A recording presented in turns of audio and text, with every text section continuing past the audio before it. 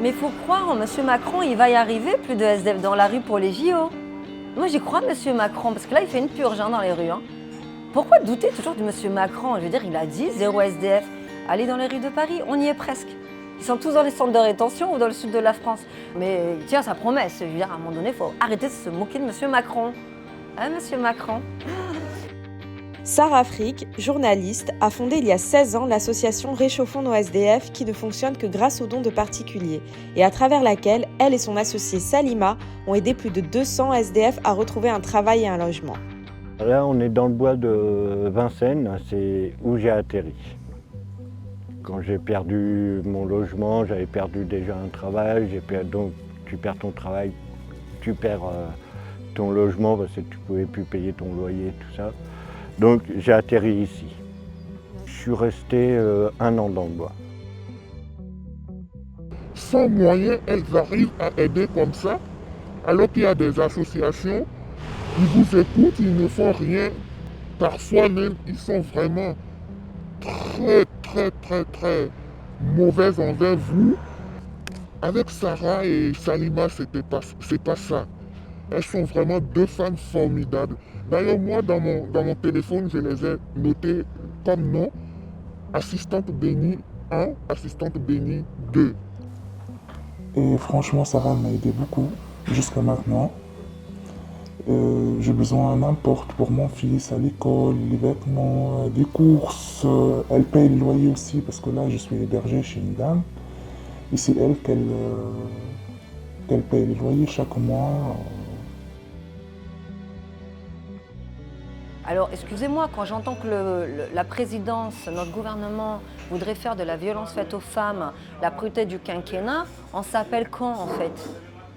Les féminicides sont en augmentation, mais alors je ne vous parle même pas des féminicides dans la rue, on n'en parle pas, on s'en fout. Et ces femmes, en fait, pour certaines, vont fuir l'inceste familial, se retrouvent dans la rue, vont fuir un homme ultra violent, 1 plainte, 2 plaintes, 3 plaintes, le seul moyen c'est de disparaître dans les sous-sols. C'est quand même incroyable. Non, les histoires sont terribles, mais la violence faite aux femmes dans la rue est encore plus difficile que les femmes comme nous, puisqu'il y a les accouchements sans péridurale, avec un seau d'eau, avec les moyens, voilà, ce qu'on peut, cacher l'enfant, les règles, je ne vous en parle pas. C'est ça la réalité d'une femme dans la rue. Moi, je connais une femme qui s'est faite violer 140 fois, 15 ans de rue, ils lui ont tout fait. Donc, il y a plus de 400 000 SDF. Et le chiffre, il faut savoir que c'est encore pire, d'accord? Monsieur Macron, il a fait fermer l'Observatoire de la grande pauvreté. Comment voulez-vous qu'on ait des chiffres? Il faut savoir que le nombre d'enfants dans la rue, c'est innommable, et encore on n'a pas le chiffre exact. On peut comptabiliser plus ou moins 141 bébés sans identité. La solution, c'est pas l'ASE, parce que j'ai un scoop. Après l'ASE, ils vont où les enfants? Sans SDF. Maintenant, elles sont dans les sous-sols ou dans des squats, elles ne parleront plus. Sauf qu'elles se font violer comme vous et moi, on va acheter le pain, c'est bon? Ça, c'est une réalité. On fait quoi là? On est en France ou on est où là en fait? On fait quoi? La seule chose que j'aimerais, c'est que tout citoyen prenne conscience qu'aujourd'hui c'est l'un et le lendemain c'est l'autre. La rue, ça peut toucher n'importe qui. Donc, quand je dis réchauffons nos SDF, c'est pour dire la personne en bas de chez soi. Juste donner un peu d'amour, rester toujours prudent et essayer simplement de s'organiser pour essayer de réparer la vie de la personne si cela, bien sûr, est possible.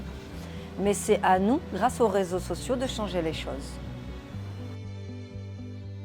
Bah, franchement, je suis super heureux et comme je dis, et c'est vraiment, mais grâce encore à Sarah, parce qu'une petite association comme Sarah qu'elle a, et que je vois qu'il y a d'autres grosses associations que je vais mener, SAMU Social, Emmaüs ou la Croix-Rouge, ne font vraiment pas grand-chose.